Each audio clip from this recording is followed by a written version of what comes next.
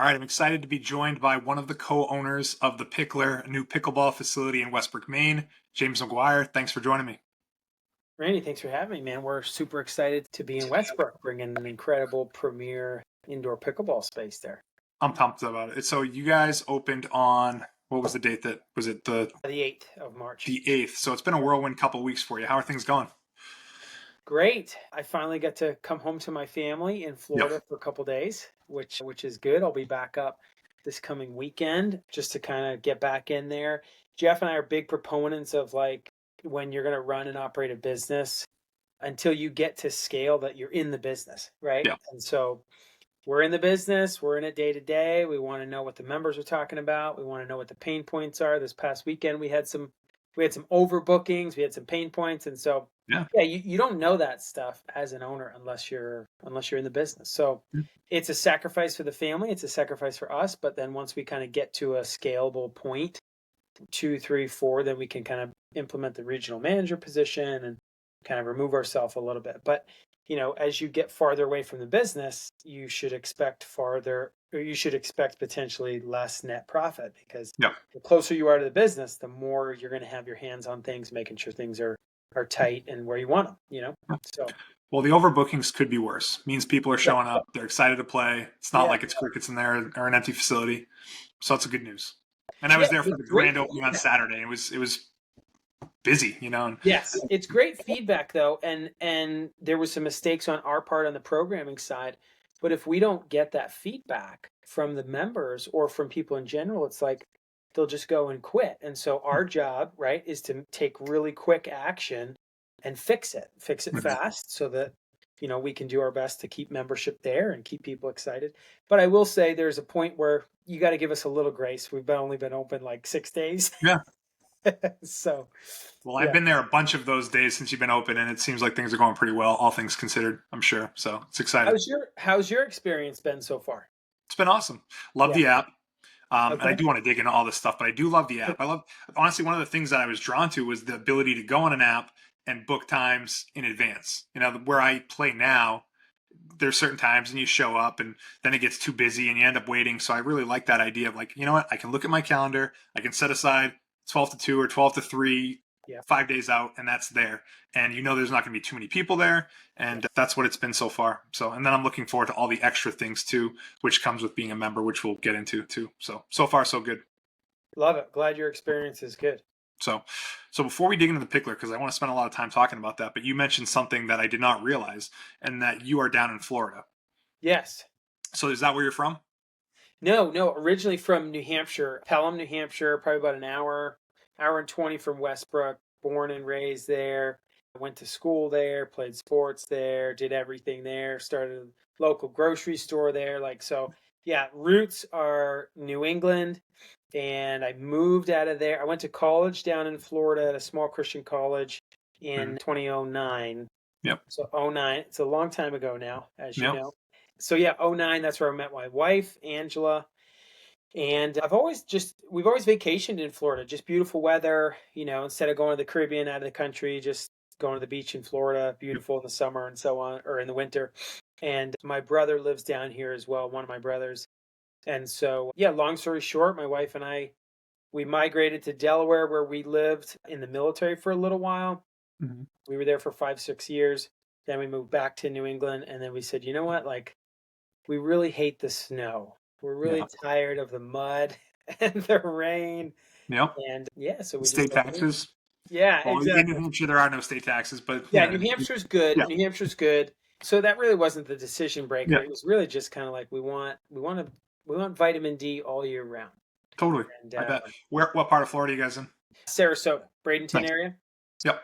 Awesome. So we love it down here, and we decided to kind of do that just before our 3-year-old started to get older. So Yep. we can kind of plug her in and so on. So yeah. Settle in. Nice.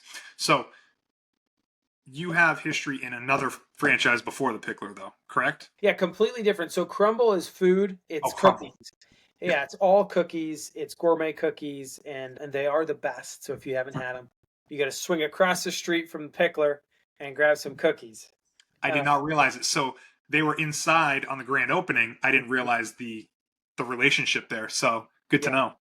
Yeah, we like to do a little cross promotion, sponsor one to the other, kind of drive people from the Pickler over the Crumble and Crumble over the Pickler. Yeah. But yeah, it's a food business. Jeff and I never thought we'd be in the food business. I did a little food business when I was young at the Outback, and I was like, I don't really like the food industry.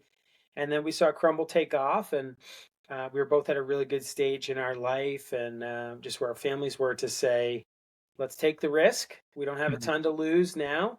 There's always something to lose, but yeah, we decided to take the jump, and Crumble has just kind of been a really great dessert rocket ship, and That's awesome. It's been pretty cool. Much different though, where your product is like you have to make it. Yeah. Versus pickleball, it's on the ground. It's just a court, Totally different. Yeah, absolutely. So was it you guys saying, I want to operate a franchise? So then you found Crumble, or you found Crumble and you're like, well, why don't we give a franchise a shot? Like, what was the first thing? All right, if you've been enjoying the podcast, I wanted to let you know that I am a residential loan officer with CMG Home Loans. If you or anyone you know is looking to buy a home or refinance, please let me know and I'd be happy to help. My contact information is in the description below. Back to the podcast. Yeah, it's really entrepreneurship, Randy, to be honest with you. It's always kind of like been in our mind, in the back of our head. Our dad was a general contractor, did construction for a long time, had his own business. So there was always kind of this seed of like, we kind of want to do our own thing one day. Jeff, after college, got into a Planet Fitness franchise group with some guys out in Arizona, and he helped them build like 40 Planet Fitness clubs. Wow. In the country of Mexico, in Arizona, in Washington State. So he got a ton of franchise experience. And so he saw the benefits of being the owner and scaling a business, where myself on the other side, I did the military route, finished college, wasn't sure what I wanted to do, fell in love with finance and started my own financial firm kind of on my own as self-employed. So we both kind of took these like kind of entrepreneurial routes. And then finally, we were just both like, how do we scale this thing and how do we do it ourselves? Because we know enough where we could fumble through it. And we'd seen a lot of business people just kind of over our short life, like, if these people can do it, then we probably can do it too. A lot of out there. Yeah. So that was it. And we saw Crumble as a really great opportunity to get in early and to kind of ride this really popular trendy wave. And it's been fantastic since. How many years has it been now? 5. So yeah, we got in October of 2025 with Crumble, and there's been some bumps. I can't tell you it's been perfect, because there's been a ton of bumps in the road, staffing, corporate crumble, the avian flu with eggs, the high prices of inflation, like that hurts the business 10 times as much as it does, the normal consumer, because you're buying in such bulk. Yeah. So yeah, there's been a ton of challenges, but you just try to work through them. And every time you got to get into the business and hammer it out and show your team that you're there to work alongside, Definitely. So then fast forward 5 years from Crumble, you're like, we need to start a second business, or you just like, what led to the Picklr? How the heck did that happen? Yeah. So don't ask my wife that question if and when you ever meet her, because she'd be like, I just wish we could ride off into the sunset and be done. Right. But Jeff and I truly, what drives us is, it's not money, it's not fame, it's not recognition. It's really providing opportunity for other people. As we've grown up, there's been a lot of great people that have influenced our life and have given us some really great opportunities. And for us, it's really, we love the ride of business and growing leaders that start with us entry level and grow. We've got a bunch of people in Crumble that are now managers and regional managers that started with us as bakers and like entry level. Like there's nothing that makes us happier than doing something like that. So Crumble was at a really good kind of, I don't want to say roller, coast. It was kind of on cruise control, but we had a really good leadership team in place. And we had opened our 7th store at the end of 23. And so we kind of just took a break for 10, 12 months. And during that time, we started more family time, some leisure every now and then. Jeff started playing pickleball in 23 and in 22. And he's like, man, this is like fun. I kind of got into it a little bit. And then we're like, man, there's nowhere to play, especially in the winter time. Yeah. Like, are there any franchises? Like, because obviously the franchise model, some people like it, some people don't. there's royalty fees, and you got to pay for the property, the intellectual property, and we're okay with that. If you don't have to reinvent the wheel, don't. And so, yeah, we just started looking into it and started really diving into doing some hard research. We looked at 3 or 4 different franchises, and then we came across the Pickler, and we're just like, this is the Crumble of pickleball. Like, this is sexy pickleball premier luxury product that if I was going to join a club, I wouldn't join any other one except this one. And so, yeah, but it took us 9-10 months to do research. We started looking into it in 23, and the beginning of 23, and we didn't actually sign any paperwork until the end of 23. And then we started looking into sites the beginning of 24. And so it's been, Westbrook took us almost a year. Yeah, took some time. To negotiate the lease and stuff and open. You guys were originally hoping to open earlier than this, right? Oh, way earlier. Yeah, we hit so many construction issues there. And learnings, really, to be honest with you.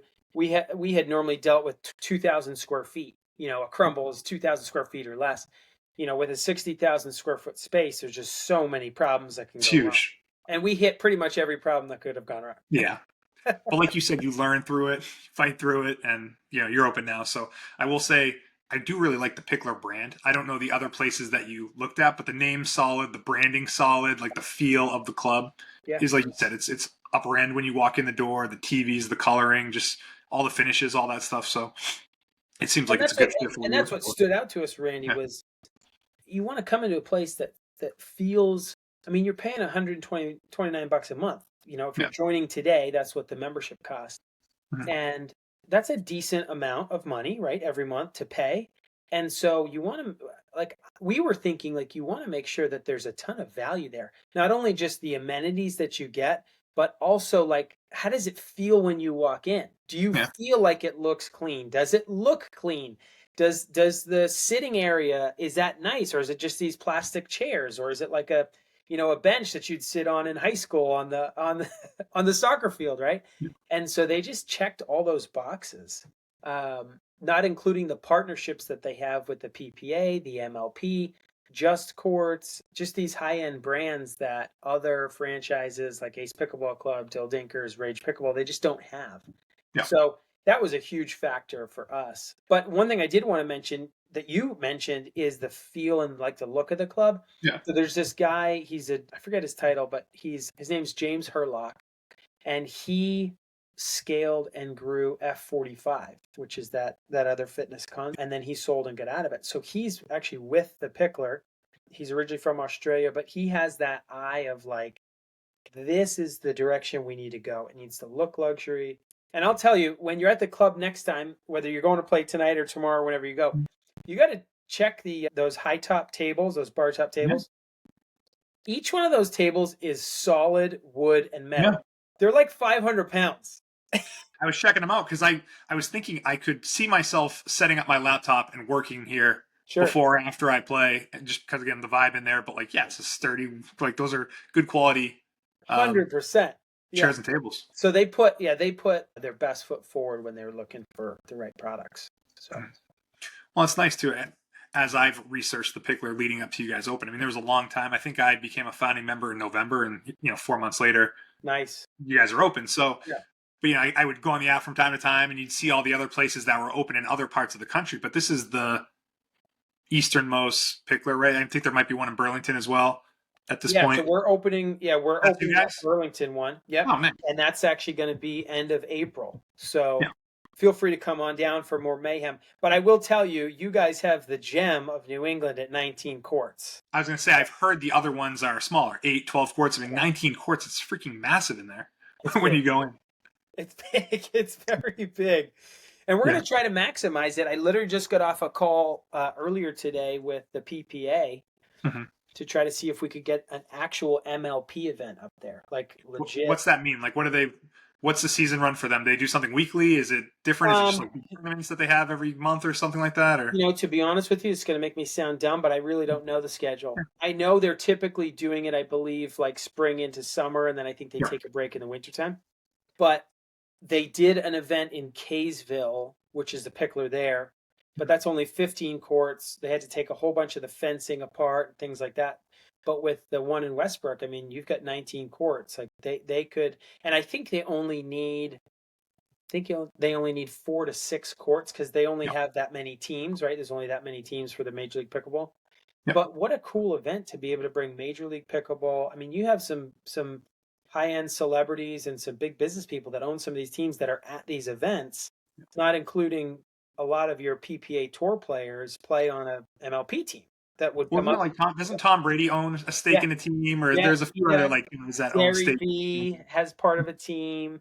I think Kanye West. I think LeBron James owns part of a team. Yeah. So, like, yeah, Mark Cuban, I believe. But so these guys are putting a lot of money into the sport, and it hasn't taken off yet, like I think it can. So I think it's got a lot more room for momentum. But we'll see. We would love to get an MLP event. I think all pickleball players in the New England and especially the Westbrook region would love for that type of an event. You know, just a cool event to come hang out, have a beer, watch. So Come watch some really high end level play. Oh, It'd yeah, be very cool. for sure. So about the facility, it's in a great location. I didn't realize like the Crumble connection in the same parking lot was like a no brainer for you to get this space, right? It's easy to get to off the highway, plenty of parking. The 60,000 square feet is huge. So the space itself, that worked out very well, right? An old supermarket, probably old department store. Yeah, it's funny.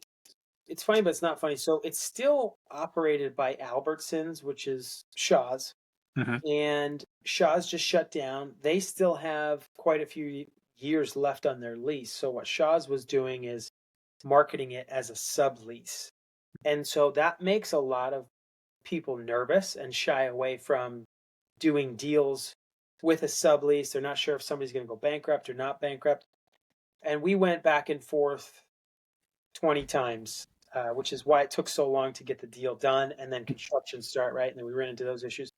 But a sublease can be dicey. And so we really had to make sure that we locked it up into what we needed to make sure that we were going to be there for a long period of time.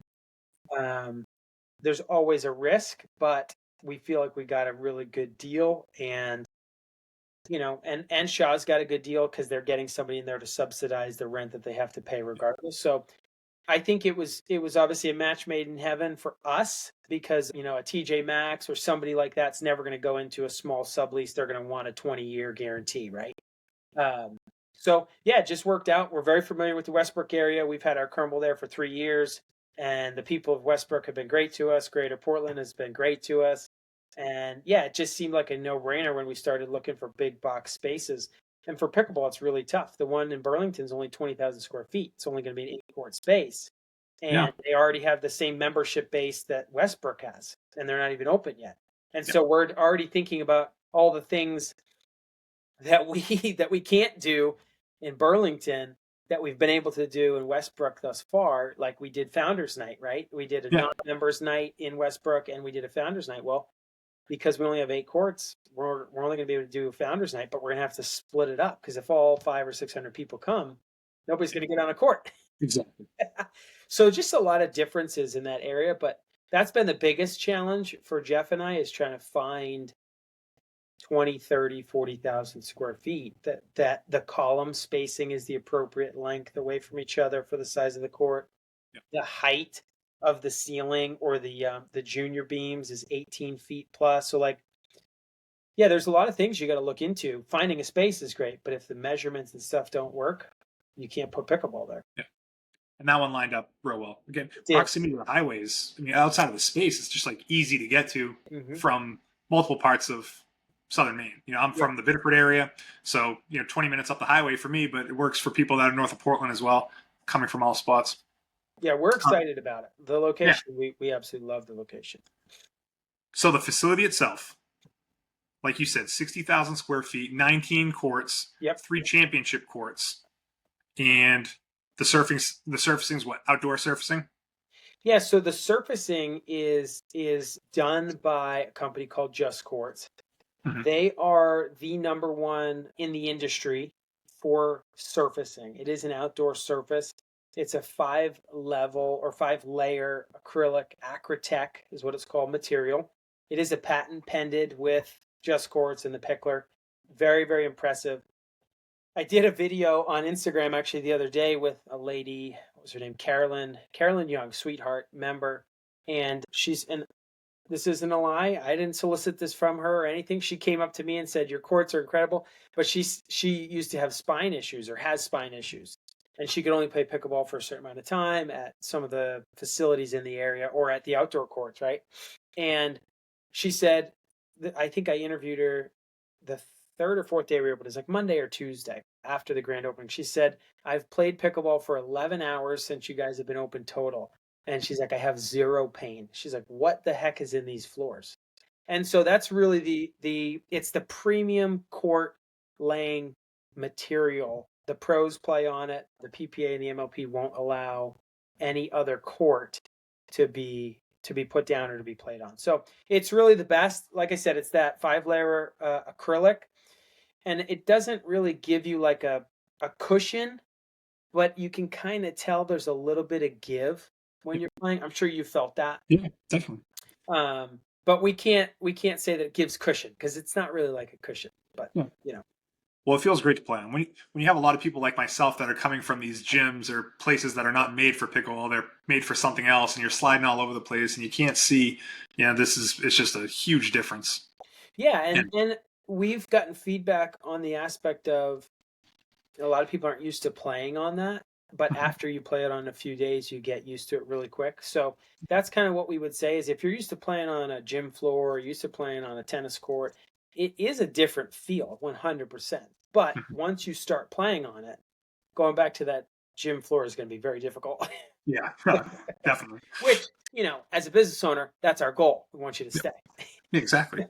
Besides the courts, there's a private event area. What's your thoughts for that? Is that something you hope to have, like birthday party type stuff? Like, I don't know. What would you hope that space be used for? Yeah, it's funny. When we were training our staff on kind of like the tour, we kind of have a non-member tour, take them around the facility, show them all the things.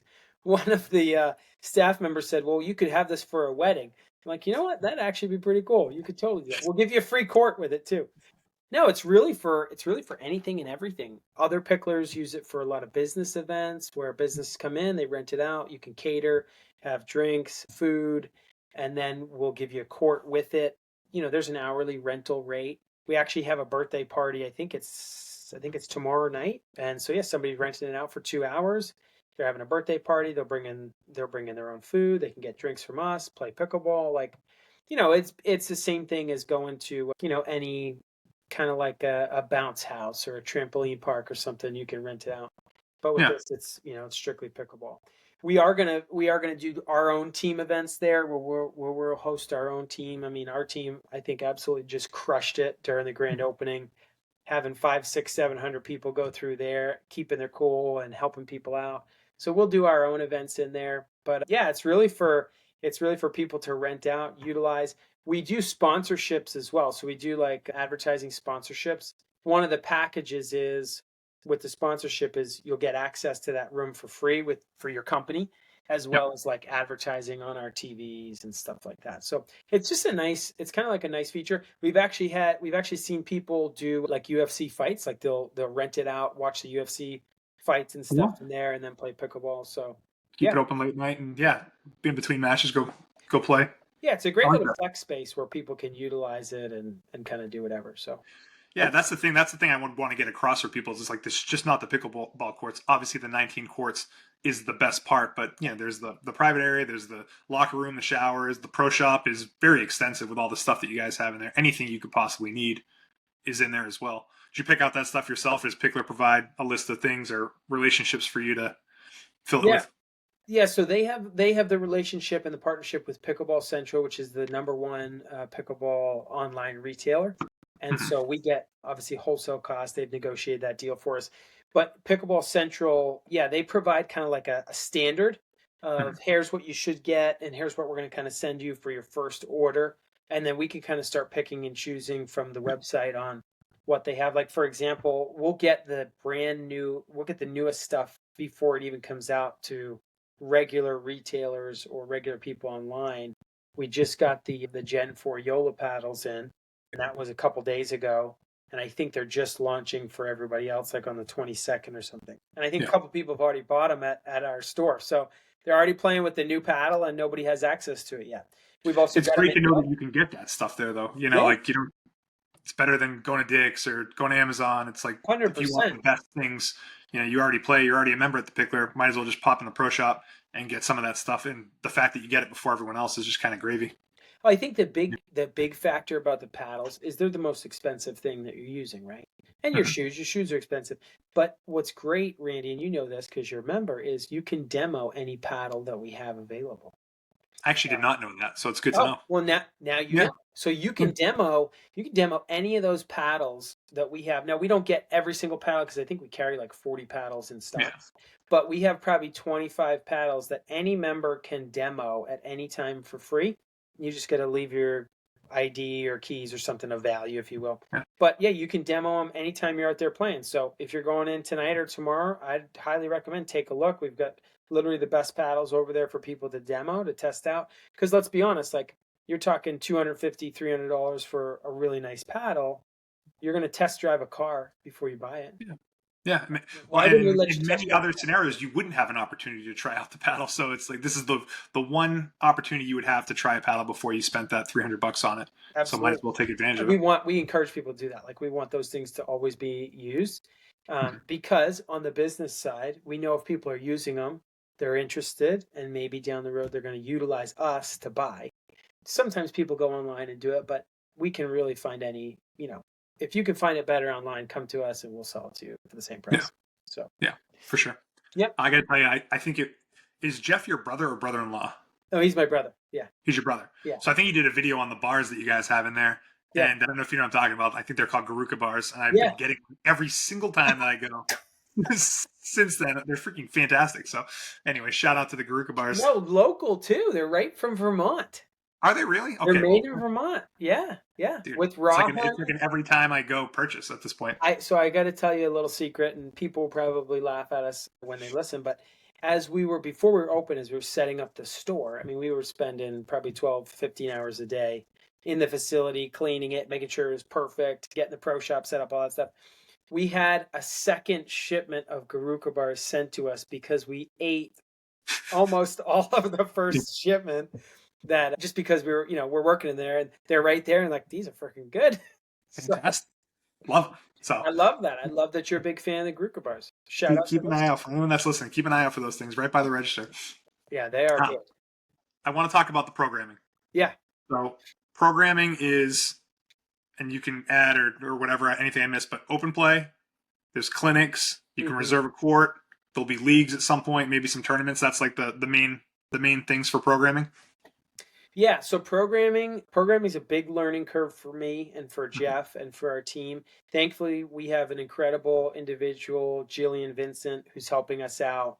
She's been pivotal in just the launch of the facility, and she's taking over a lot of the programming.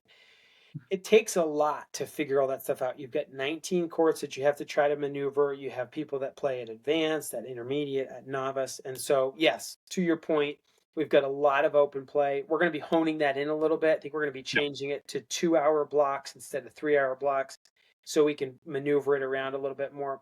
But yeah, you're 100% right. So open play for all different categories of play, if you will. We've got clinics, and as a member, you're going to get 4 free clinics. And actually, they've been popping pretty good. We've had a lot of people go through those clinics.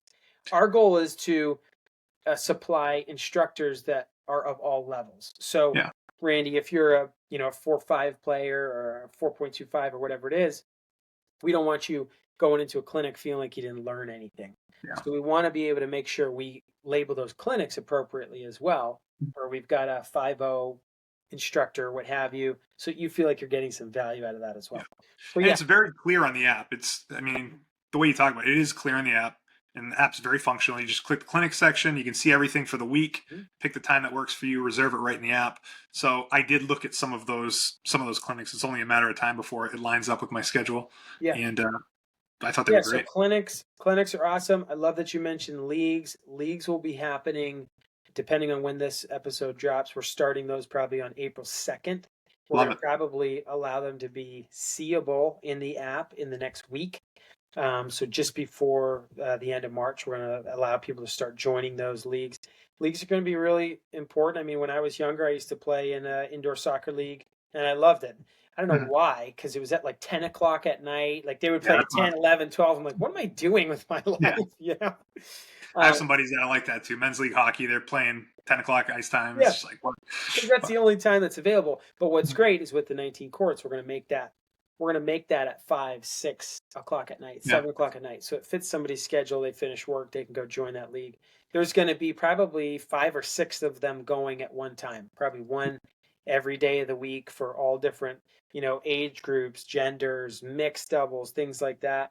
So that's going to be starting at the beginning of April, which we're really excited to launch I that. think that's when things will get really fun because I do love open play and I'll do open play forever. But Yeah. what I can get at the Pickler versus where I play on my own is like these leagues and the relationships and the true competitive Mhm. aspect of things because it's competitive in different games that you play, but in a league you'll feel like you have something to play for, which could be a different level of competitiveness. Oh, 100%. And we're going to be adding some different leagues as we get feedback. So there's one that's like the MLP style of play. So you'll actually create your own team, 4 to 6 players, and it'll be MLP style, rotating in and rotating out against the best other teams in the facility. So we think we're gonna have something hot there that people will like. Hopefully tensions won't grow too much Yeah. as teams start to get picked, but that will probably launch the second part of our league. So leagues will be 8 weeks. They'll go from April to beginning of June, and then we'll launch a second section through the Great. summer into the early fall. So we're excited about that. Tournaments. We're bringing the APA here at the end of March. I don't know if you signed up for that or you're interested. I did not. I got to figure that out. My dad's actually playing it, and I've heard Okay. a little bit about it. But it's tough, man. I don't know if you have Yeah. kids or how. Oh, yeah, you mentioned you have at least Yeah. one kid, but like you get sports stuff on the weekend, so it's just a Oh, matter of figuring that out. But yeah. I did see the tournament, so tell me more about it. Yeah. So we're bringing the APA in. It's not a Picklr sanctioned, or not sanctioned, but sponsored tournament. We have a really big space. The APA is a big deal. The PPA is a big deal as well. And we want to be able to bring really high-end tournaments with high-end people to the Portland region, right? Mhm. And so the APA has never been up here before, and that's the Association of Pickleball Amateurs, or the Amateur Association. And so I've been talking with the director there, and he's got people flying in from North Carolina. People are coming from like Rhode Island that are registered. So there's a lot of people from around the country that, Randy, you probably never played with, or other members that haven't played with. So it's just bringing in different skill levels to say, hey, I play with people in Westbrook all the time. Like I want to wet my whistle on somebody else who's from a different part of the country that plays differently, right? Yeah. So that was the big aspect of that. And then we're bringing the PPA Challenger Series, which is a new thing that the Professional Pickleball Association has created to create more professionals, to bring in Yeah. more pros. And Yeah. so they're coming. That's going to be a 3-day event, singles, men's, women's, and then doubles as well. But that's going to be a lot of fun. I think even if you're not playing, you're going to want to come to probably the Saturday evening and Sunday event where they do the finals. It's going to be a blast. They're going to have food trucks there, beverage carts and stuff there. Yeah. We're bringing in bleachers. Like we're going to make it a big deal. They will have a few pros that will be there. They haven't told us who that's going to be yet. Yeah. But the PPA pros are required to be at some of these events, which is cool. So who knows? Maybe you'll get maybe get an Annalie Waters there, or a Ben Johns. I mean, we don't know. Yeah, that's awesome. And that center court, the championship court, is great, right in the middle of the whole thing. Yeah. And if you got bleachers, it'd be a perfect spot for a finals match. Yep, that's the goal. So the goal behind those tournaments is really like, we're not going to do them often, probably one a quarter. This one, Mhm. obviously, we're kind of hitting off too, but we're going to try to do one a quarter. And the reason why is because it does restrict the courts for our members. We want to bring in these events to have the members participate in the stuff, but at the same time, we don't want to overdo it, because then you guys will feel like, well, hey, I'm paying for this membership, and every other weekend you're closing something off for a big tournament, right? And that's not fair. I mean, I'm a member at a country club, and whenever I go to play and there's a tournament there and I can't play, it's like very frustrating, So, Sure. Yeah, 100%. So we want to bring them in, but at the same time, we want to respect our members and I'm sure we'll get feedback very quickly from these two tournaments, and that's good. We'll roll with it for sure. Love it.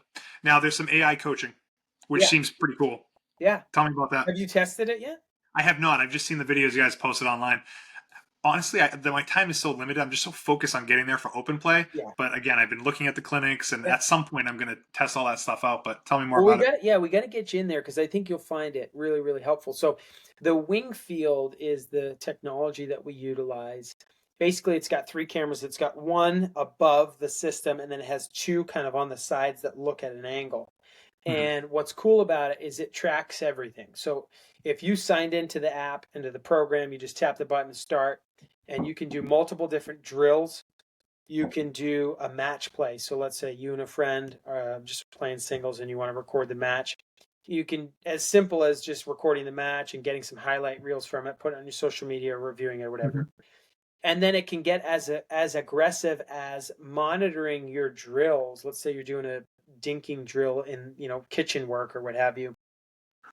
You can select the specific quadrant of the kitchen on the left side of the court that you want to make sure your ball hits in every time. So it's tracking the ball and making sure it gets in that quadrant. Correct. And it will. And you can do the same thing for serves or everything. Yep. It gives you that quadrant, and then it gives you the percentage of times that you hit it, how many serves you did, how many were in the court, how many were in the zone, and then how many were out of bounds, how many were in the net. Like it tracks everything. It's very, very impressive. And then the newest thing that they just launched when we opened on the 8th is the Duper rated assessment. So we'll be able to have our coaches run a non-rated, Duper rated player through this 20 drill session, if you will, connect their Duper account to the WingField app, and it will actually assess them based on kind of the Duper algorithm and assess them a score and then send it to the Duper system. Wow. So yeah, they're really otherwise a lot of the only way to have a score is through matches and tracking and wins and losses. Yep. So to have something like that's pretty interesting. And the other aspect that they're working on too, this is going to be probably a month or 2 out, I believe, but they're going to actually end up doing Duper rated match play. So if you and 4 buddies want to go do a Duper rated match and there's no coach for us to help track that, or you don't want to necessarily track it yourself, the WingField will track the game and then it will upload it and it will assess you guys however you're doing it that way. It's pretty impressive. Very cool. That's really impressive. Yeah. That's on the right when you walk in, right? Correct. It's the 3 courts, 1, 2, and 3 to the right, and everybody gets a free trial of it. So yeah, just let us know. We can help you get logged in there and test it out. And you could do it with one of the coaches too. They all know how to utilize it and have access to it. And then don't forget the Ernie ball machine. If you partner that with it's actually separate. That's a separate. Yeah. I thought that was all part of the same system. So the ball machine will feed you balls. Like it'll hit, basically shoot you ball. Yeah, you can just rent that anytime you want. It's like $10 an hour, or you can upgrade to that pro package, which is $30 a month, and you get the WingField and the Ernie ball machine anytime you want. I mean, it's funny. 6 a.m. You'd be surprised. 6 a.m. There's probably 1 or 2 people in there almost every day using the Ernie ball machine, just working on drills and practice, and it's pretty wild. It's fun. It's a lot of fun. It's not that crazy. What's that? I said if you haven't used it, it's a lot of fun. I've seen the videos, man, and knowing that that's the cost, and that's not that big of a cost. Oh, it's $10, or it's $10 an hour. Like I don't know what it was like in my head. Maybe I'm like, oh, it's gonna be like $100 to use this AI system or that ball machine, which I thought was all connected. So it's good to know it's 2 separate things, but definitely some great resources that you wouldn't have access to anyplace else. No, and we try to give the best. Like we know there's other machines out there and there's other cameras, but again, the Picklr did a really good job at vetting partnerships before they signed on to anything. And these partners have to produce. So the WingField team, and I've met the CEO and the founder, Jan, he's a really great guy. He's actually from Germany and he's living in Salt Lake City right now, working with the Picklr specifically to make that system 10 times better than it is. Because he wants to be in the business and understand how it works. And it's the same thing with the Ernie ball machine. Like those guys are always innovating. We got some new Ernie balls that we just brought in the other day that are going to help the machine just, optimize the machine better and work with people's swings and things like that. So yeah, it's always about, Jeff and my focus is always about how is the customer feeling? What value are we producing? Because ultimately, if we're doing an excellent job for the customer, then we know we have a great tribe and a great membership base, and we don't need to stress about people leaving or so on.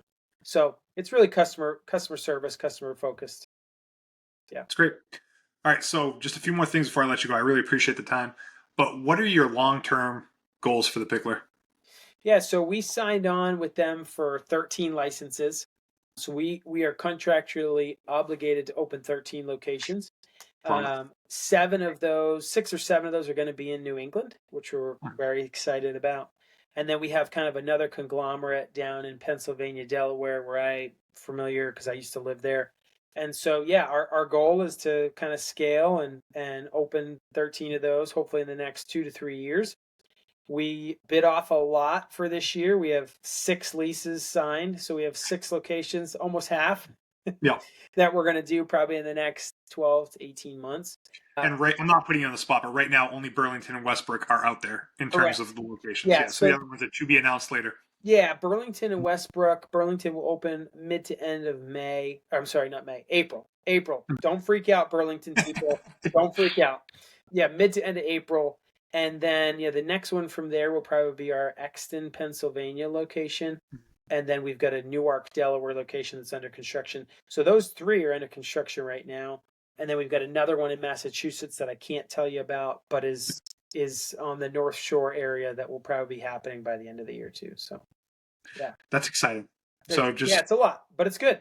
We're trying to really grow the sport in New England, and it's growing, but we want to grow it systematically, right? You've got a lot of mom and pops that are opening up, but it's tough because, and this is why we went with a franchise, Randy, is because we've already got a playbook. Yeah. It's really good. We don't have to change it. We're making small tweaks and changes here and there, but we don't need to worry about the floor conditions. We know exactly how they need to get done by Just Courts. We don't need to worry about the lighting. We know exactly how they need to be done. It's been tested. It's been vetted for years. And so, yeah, it's nice that you, Randy, can go down to Burlington, Massachusetts and expect the exact same result up in Westbrook.